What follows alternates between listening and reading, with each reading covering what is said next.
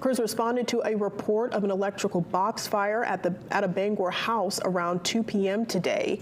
All 6 floors of the building's east wing were evacuated.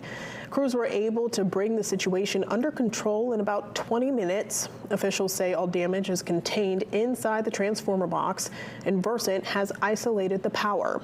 The fire has left parts of the building without power for air conditioning. Bangor Fire Assistant Chief Andrew Emery says the heat has created a challenge for crews.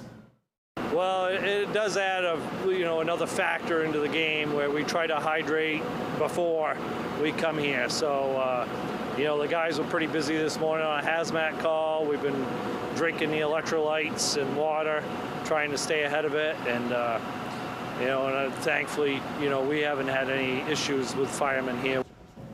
Emery says they are contacting the Red Cross to help provide shelter for the residents who cannot stay in the Bangor House.